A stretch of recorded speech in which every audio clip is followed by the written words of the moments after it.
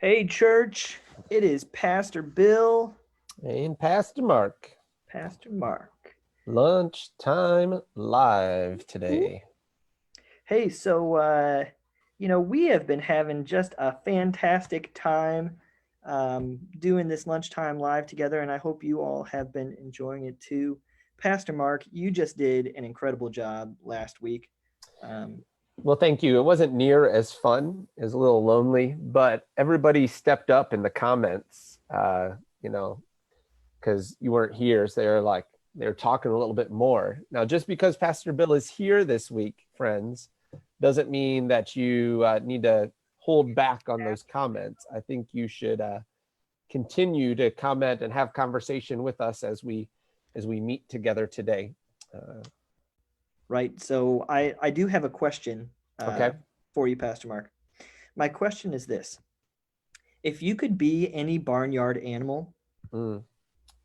what barnyard animal would you be, and what would your name as that barnyard animal be? Mm.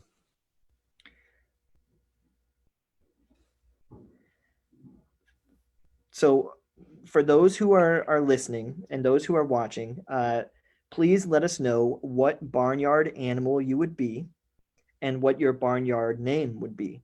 So, I think that I would be a pig, and my name would be Preacher Pig. Preacher pig. Mm-hmm. Yeah, I'm thinking. I don't know.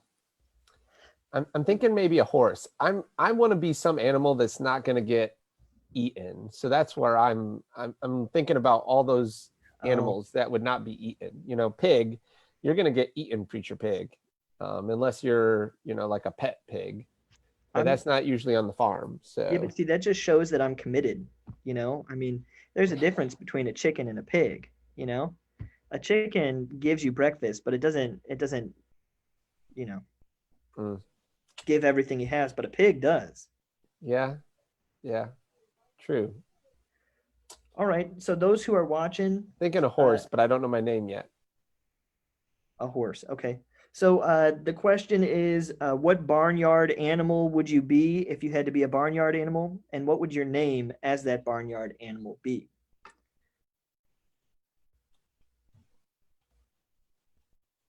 I see Jonathan Offerman is watching. Jonathan Offerman, I'm expecting an answer from you, sir. Um, Jen Gearig, I think I need an answer. Melissa Sowerman, Brett. Oh, Brett Heinrich. Pastor Brett, I got to ask you a question. If you were a barnyard animal, what barnyard animal would you be? And what would your name as a barnyard animal be? I said preacher pig. Pastor Mark said a horse of some kind, but it didn't give a name. No, I haven't thought of a good name yet. Now, are we just limiting? What kind of farm are we talking about? That's the real question, right? Because there are fish farms. There are. Old McDonald had a farm. But you said Uh, barnyard, right? oh, barnyard. Yeah, Did you not say barnyard? I I don't think I there's think he fish in a froze. barnyard. So I froze. Andrea said that she would be a cow and her name would be Bessie. Hmm.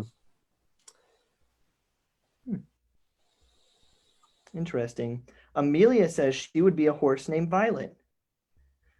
Hmm. So, Pastor Mark, there's this video game called the Goat Simulator, and Yeah. it's so much fun. Yeah. Ardith Gearig. Hey, That's is my mom. is Ardith related? No Yeah, that's way. my mom. It's my Hey, mama. mom. What would my She mom be? says Millie Moo the cow. Ooh. I Okay. can't I don't understand you guys. You guys are all picking animals that aren't gonna be the survivor. I, Right. Well, some of us are more my committed. mom does have an aversion to horses though. Hers tried to kill her or knock her off when she was a kid. So What? yeah. She's riding it and the horse tried to squeeze through the barn doors that were just barely open and wasn't wide enough for her to go through also. So That's scary. she's not much a fan of I'm glad you're okay, Ardith. Is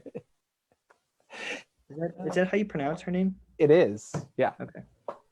that is I haven't correct. gotten a chance to meet her. Well, that's sad. What have you been doing? She's been here. Jen Gearig, you said you'd be a cat, but you're not sure on a name. See, these Gearigs they're unwilling to commit to names. We're indecisive here. Yeah. Yeah. A farm dog named Shooting Star. Wow, what a name. That's a good name. Yeah. All right. Well, hey, let's what do you say we go ahead and get started, Pastor Mark? I think that's a great idea. We've talked enough about barnyard animals. That's right. Hey, if you have more thoughts on what barnyard animal you would be, go ahead and fill in the comments below. But we are going to get started today. Today is a big day in the life of our church. Today is a big day that we get to celebrate the life of our senior pastor, Eric Trickey. And we are so blessed to be able to do that. Our brother, our pastor, is home in the arms of Jesus. And so that brings us joy even as we grieve and we mourn. And so I want to encourage you as you guys continue to participate in the life of this church, as you continue to grieve alongside of us. Join us tonight, 7 o'clock online at SPLchurchonline.org. Is that right? No. Yeah, best thing, SPLDecatur.org. You can click on the watch, the just on the front page of our website. It'll take you to our streaming site, 7 p.m. tonight. Yep. Andrea is going to put a link down in the comments below, I am sure. So, but today we are going from the Orange Book, and we are going to look at the topic of the velvet covered brick. What an image that is, a velvet covered brick, right? You don't think of those things going together very often. It sounds kind of contradictory, doesn't it? But it does. A velvet covered brick is something that is solid on the inside, but soft on the outside. That it is. What do you mean by that? Relational and pliable and comfortable on the outside, but on the inside, it is set to principles. And I think about this in the way that we deal with conflict. Okay. Yeah. Even as individuals, as a community, as a church, how do we deal with conflicts? And I think if we were to deal with conflicts in the way of a velvet covered brick, I think our ministry and our lives would look different. And I say that because I think of how we deal with conflict should be based on our principles. We should hold our values and the word of God very solidly. But the way that we package that and the way that we should deliver that should be soft and pliable and comfortable and friendly. Yeah, love, right? You Absolutely. speak the truth in love, and clearly, with all that's going on in our world today, in many arenas, we see that conflict is a very, something that's before us every day. It seems like, right?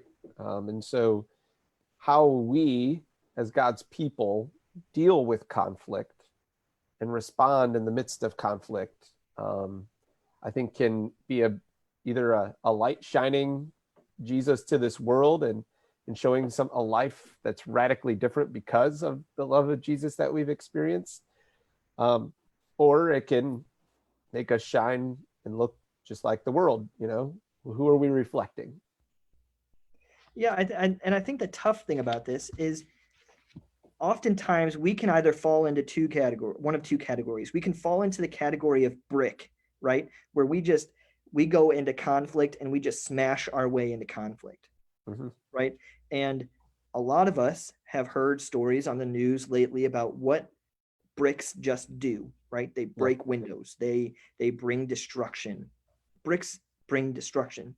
But I think the other end of the spectrum that we can really end up on is just straight velvet, where we just fold without holding to our principles.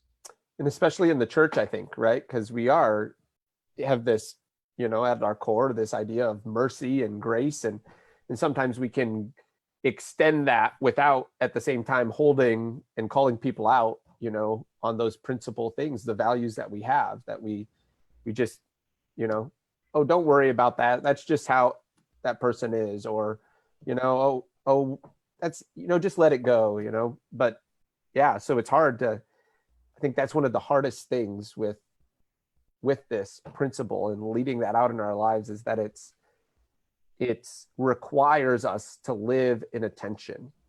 And in reality, much of all the faithful life of living as a Christian is that, right? Is living in the tensions. And that's why it's so hard for us to do, because we don't like living in the tensions. I know you mentioned the other day when we were talking about this, about that image in one of the Spider-Man movies where, Spider-Man has, a train, right, on either side of him, and he's holding it, right? If you think about living in a tension of something pulling on this arm and this arm, that's not comfortable, right? That's not a comfortable place for us to live and to be and to act. And so that's what makes this so challenging. So you want to share with them some of those, the kind of the two sides of that, the tension that we live in with the velvet covered brick? Sure. So if you are just joining us today, we are talking about the velvet covered brick, how we are called to live in a tension of being firm on our principles, but also being friendly and loving. And, as I think about this, we as a church, we as a Lutheran church have a distinct way of viewing this, right? We have got law and gospel, and how we live in a tension of preaching law and preaching gospel. And those things really go together. They go together. And so they've got some different parts of the tension. We're trying to pull in between being tough and being tender.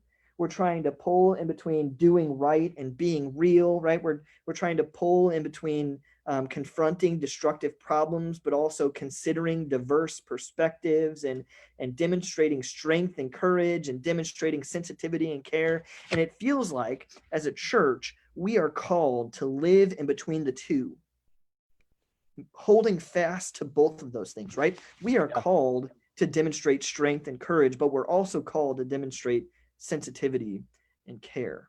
Mm-hmm. Yeah, so I think the question we want to ask you to get some feedback, to have some conversation on, is for you is, what side, brick or velvet, do you tend to fall off on, right? If, once again, we said it's hard for us to live in the tensions, so usually we're going to fall off on one side or the other. Where do you most often fall off? Is it on the brick side? I'm just going to, here's what's right, and I'm going to come in and I'm going to tell you what's right, and I'm going to, or is it on the other side, the velvet side, that you tend to be like, oh, it's okay, and just kind of cover over things without, standing firm on those principles? I would say for me, in a lot of cases, I probably tend toward the velvet side, that I'm in the midst of conflict. I'm more of a, well, let's just forgive, and let's just see through this conflict, and we'll be all right. And rather than sometimes making a stand when I know, like, hey, this is not all right, and calling people out, right? That's not my natural tendency as much. So in most cases, I probably tend toward the velvet side. Yeah, I think for me, it depends who I'm in conflict with. If I know people really well, I tend to be more of a brick. Mm-hmm. If I don't know them very well, I tend to be more of the velvet. That I and this sounds terrible. But I know that with my wife, I tend to be in conflict less forgiving, less loving. Yeah. I tend to be more of the brick side.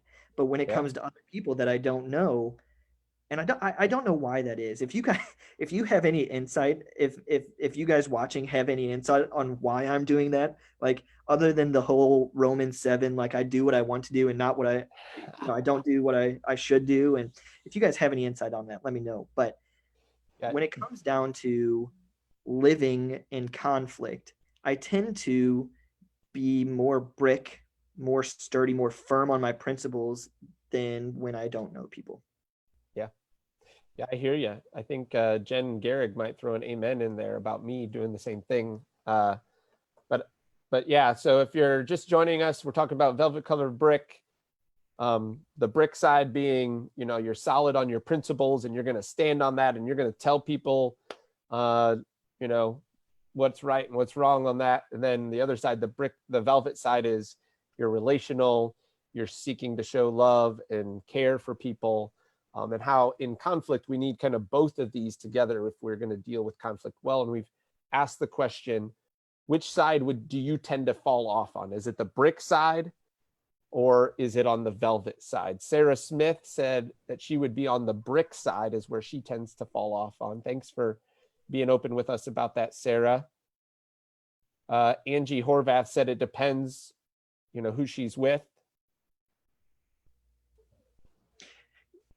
As we look at this, I think it's important to actually move into like, well, what does this mean, right? Yeah. What does this actually look like? I think the way that we live as a velvet covered brick impacts the way that we deal with conflict. And I think we've got some ideas as far as how do we do that. So I'm looking at some. Yeah. So how do we do that? I think first things first, and friends, there's 13 of you viewing right now. I would invite you, get a pen, get a paper, and write these down because we're going to challenge you guys to go and take these and actually live out in conflict with them. And maybe it's good to call out a conflict. Church, we live in a world of racial tension. We do. And I know that you guys are not surprised by that. I know that it is obvious that we see that. But I wonder how do we exist in a world where there are people who view things differently than we do? And not just racial tension, but political tension as well, Mm-hmm. And so rather than being a brick in the political spectrum, right? You disagree with me, so I'm going to remove you from Facebook, or you disagree with me, so you must be a not smart person. Or rather than folding and being like, hey, I'm velvet, of course I agree with you, while not actually agreeing. How do we be a velvet covered brick? So here's one option. One, pray through your own anger. Like, it's a great first step. Yeah. And not pray away your anger, but pray through your anger. Yeah. So what does that difference look like? So praying away your anger is being like, Jesus, just take away my anger. Take it away. Praying through your anger means to actually pray, Jesus, I am upset. I am angry right now, and this is why I'm angry. And explaining that to God. Yeah. Yeah. And anger means you're passionate. You wouldn't be angry if you're not passionate about something. Mm-hmm. And so maybe taking that anger and saying, Jesus, I am praying. I am passionately praying for these other people too. Mm-hmm. Mm-hmm. Yeah. Go ahead, Pastor Mark. What's the next one? So we're praying through our anger. Then we're going to initiate the contact, right? And that's a hard one, right? Because sometimes in conflict, we just want to avoid the conflict, right?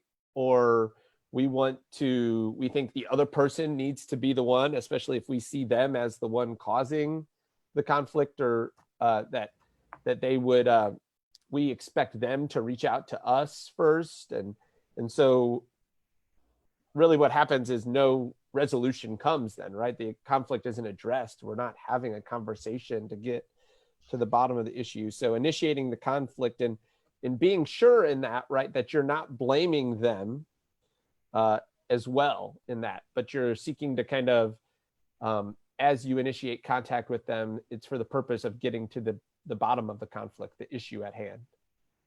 Yeah, and I mean, here's what I struggle with: passive aggressiveness. All right, passive aggressiveness is this idea where I'm going to go and talk about Pastor Mark behind his back if I'm upset with him, and then I'll make snide comments to him about how he needs to do something. Listen, Pastor Mark does not know if I'm upset at him or not unless I go and talk with him. Mm-hmm.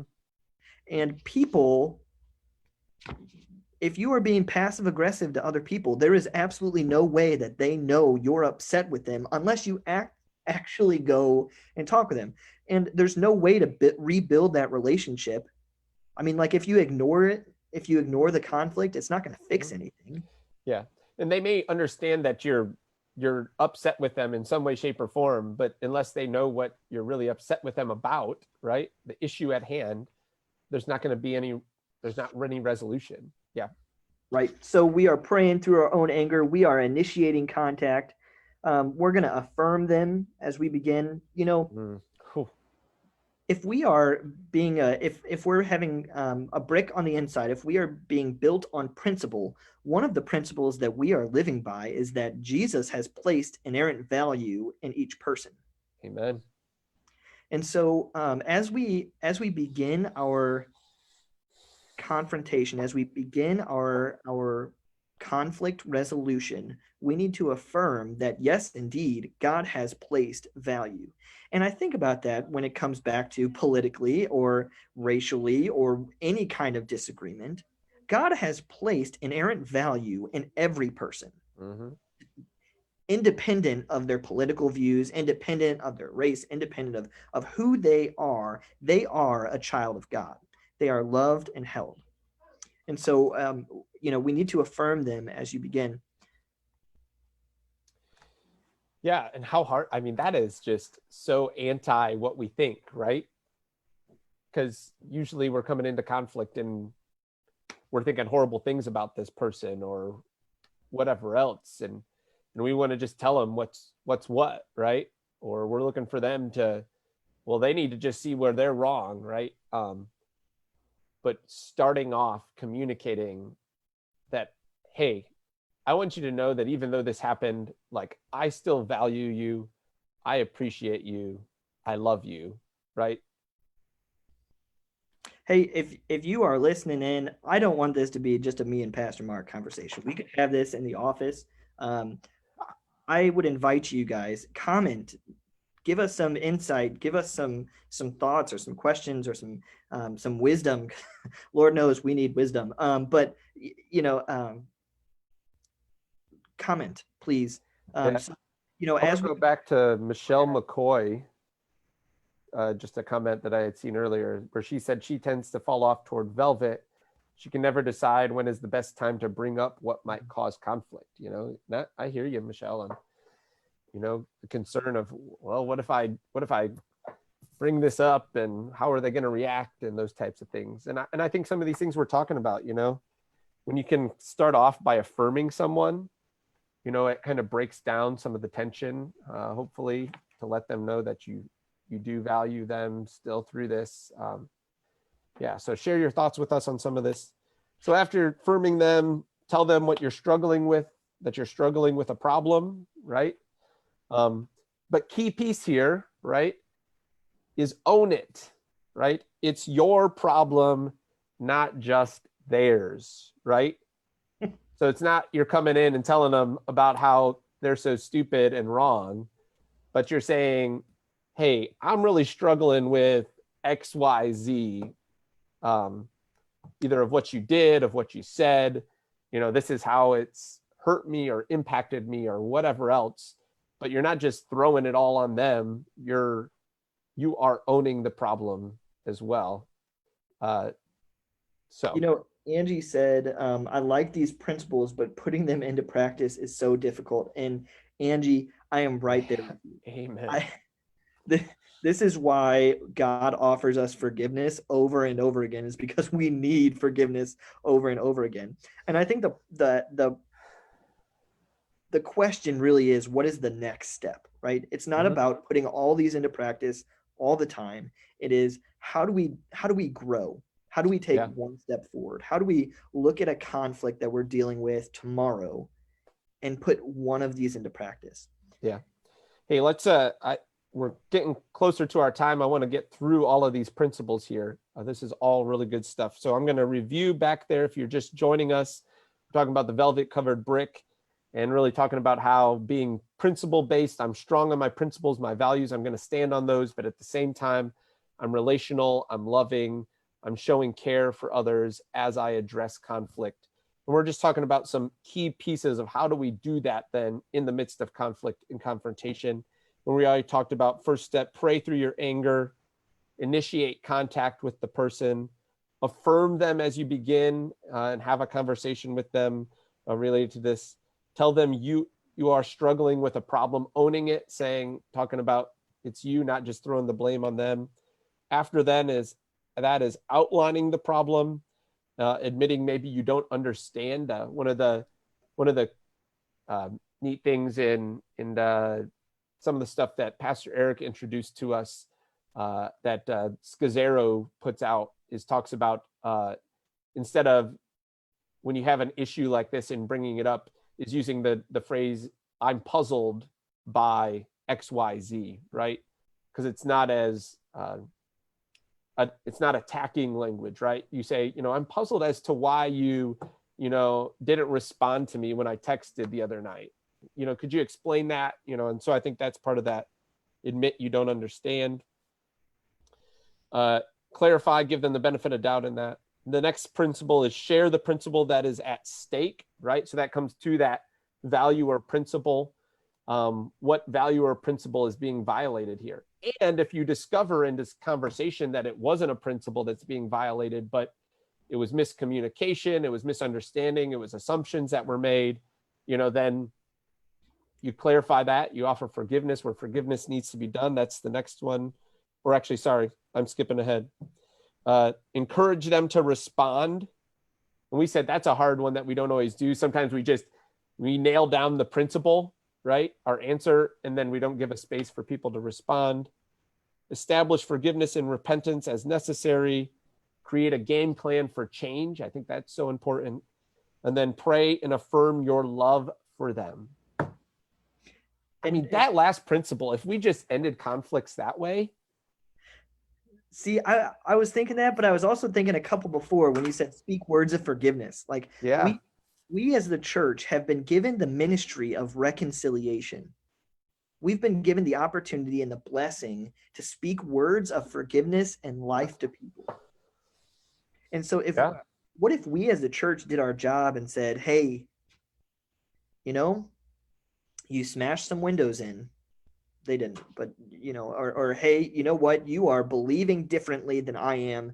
And so I know that we've had conflict in the past. You've called me names. I've called you names. And I pray that you would forgive me. Yeah. And I want you to know that I love you and I forgive you too. Mm-hmm. What kind of impact would that have?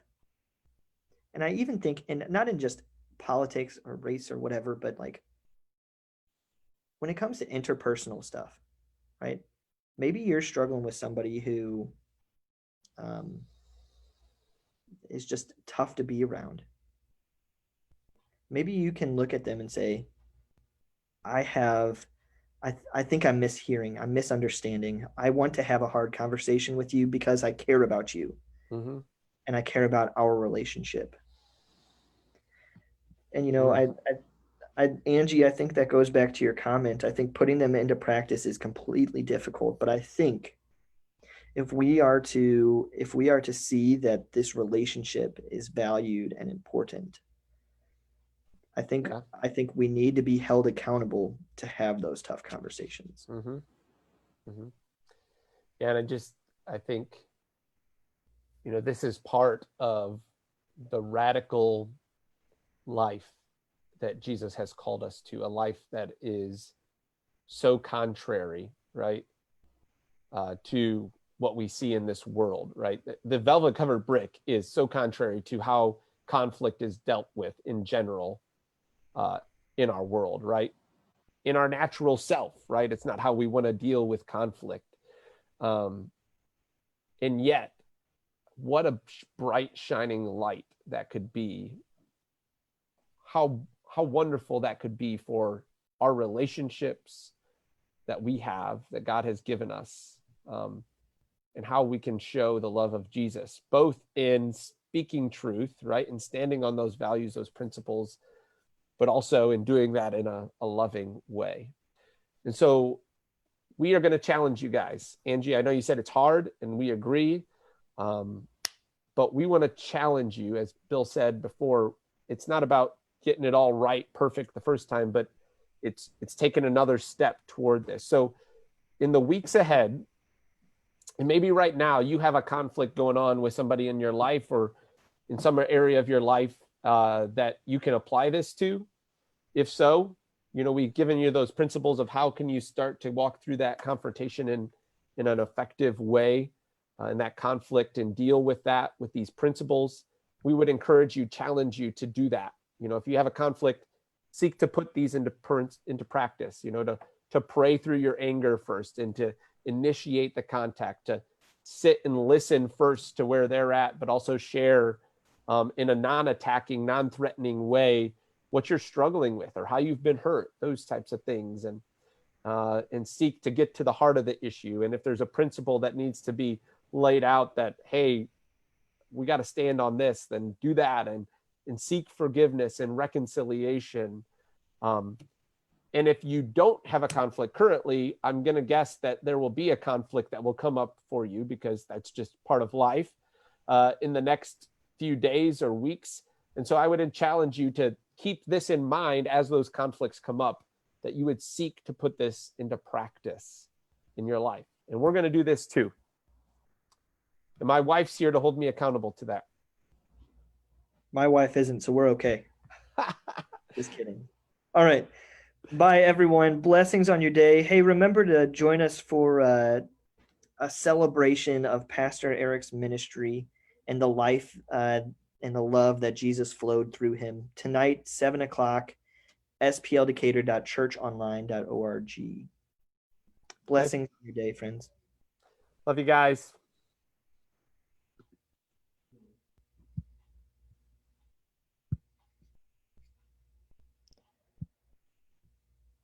Pastor Mark, I'm not sure that we've stopped. I think we're still live, Pastor Bill. Yeah, I think we